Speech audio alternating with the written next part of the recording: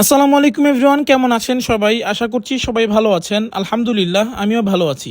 আজকে মূলত আমরা যাব হচ্ছে বইমেলাতে, 2025 সালের 21শে বইমেলাতে আমরা যাব। তো কয়েকদিন ধরে ভাবছিলাম যাব, কিন্তু সময়ের অভাবে আসলে যাওয়া হচ্ছিল না। আজকে আমরা যাচ্ছি, আর আজকে হচ্ছে 27 তারিখ, মানে আগামীকাল হচ্ছে শেষ বইমেলা। তো আজকে মূলত আমরা যাচ্ছি।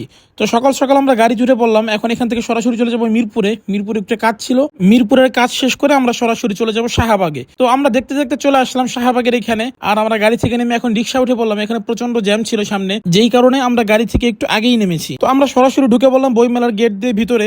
আমাদের এখানে ঢুকতে ঢুকতে প্রায় 2:30 থেকে 3টা বেজে যায়। আর আজকে একটু ভিড় কমও ছিল। আর আজকে ভিড় কম হওয়ার কারণ হচ্ছে মূলত আজকে বৃহস্পতিবার, আগামীকাল শুক্রবার এবং 28 তারিখ আগামীকাল শেষ দিন। তো আগামীকাল মোটামুটি ভালোই একটা ভিড় হবে আশা করা যায়।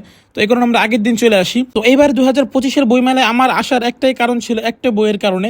তো সেটাও একটু পরে আমি বলবো। তার আগে এখানে বিভিন্ন স্টল ঘুরে ঘুরে দেখতেছিলাম যে এবার নতুন কি বই আসছে। তো একটা বই একটু বেশি দেখতেছিলাম, সেটা হচ্ছে বৈষম্য বিরোধী ছাত্র আন্দোলনে যে ভাইগুলো শহীদ হয়েছিল, তো তাদের নিয়ে কয়েকটা বই দেখলাম। এই বিষয়টা আমার কাছে ভালো লাগছে। তারপর এখান থেকে আমি কয়েকটা বই দেখতেছিলাম যে এখানে কি কি বই ছিল।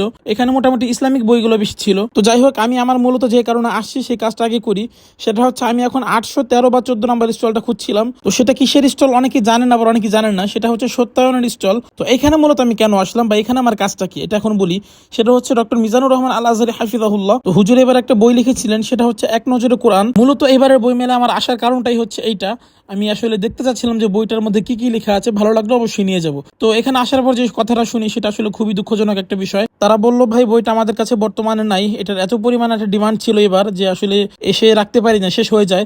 তো আপনার যদি একান্তই লাগে আপনি প্রি অর্ডার করে নিতে পারেন। তো এই বিষয়টা আসলে একটু দুঃখজনক। মূলত আমি আসছি হচ্ছে এই কারণে যে এই বইটা দেখার জন্য, যে ডক্টর মিজানুর রহমান আজহারী সাহেব এবার বইয়ের মধ্যে কি কি লিখেছিলেন, এই কারণে। যাই হোক, কি আর করার, কিছুই করার নাই। তো এই পাশে চলে আসলাম। এই পাশে আসার পরে দেখলাম এখানে একটা ফিল্টার ছিল, পানি খাওয়ার ফিল্টার।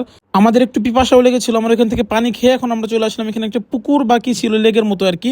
এইখানে এসে কিছুক্ষণ যাবত বসি, কারণ অনেকক্ষণ যাবত হাঁটাহাঁটি করেছি, পাটাও একটু ব্যথা হয়ে গেছে আর কি। আর আমার সাথে ছিল আমার এক ফ্রেন্ড, আর আমরা দুজনেই মূলত আজকে আসি এখানে। তো এখানে মোটামুটি আমাদের কাজ শেষ। 2025-এর 21শে বইমেলা আমরা ঘুরে দেখলাম, ভালোই লাগলো আলহামদুলিল্লাহ। তো এখন আমরা সরাসরি চলে যাবো হচ্ছে শহীদ মিনারে। যেহেতু এখানে আসছি, ভাবলাম একটু শহীদ মিনার থেকে ঘুরে যাই। এখানে আসার পরে দেখলাম এখানে একটা সাংস্কৃতিক অনুষ্ঠান চলছিল। উপস্থিত ছিলেন সাংস্কৃতিক বিষয়ক উপদেষ্টা জনাব মুস্তফা সরোয়ার ফারুকী, তিনি উপস্থিত ছিলেন এখানে। যেহেতু এখানে আসার পরে দেখলাম এখানে একটা প্রোগ্রাম চলছে, তাই ভাবলাম এখানে কিছুক্ষণ বসি, দেখি এখানে কি হয় না হয়। এখানে বসার পরে দেখলাম মোটামুটি ভালোই লোকজন এখানে ছিল, আর এখানে কেউ কেউ কবিতা আবৃত্তি করছিল, এই আর কি। তো আমরা এখন এখান থেকে চলে যাব, আমাদের টার্গেট আছে সন্ধ্যার আগে এখান থেকে বের হওয়া।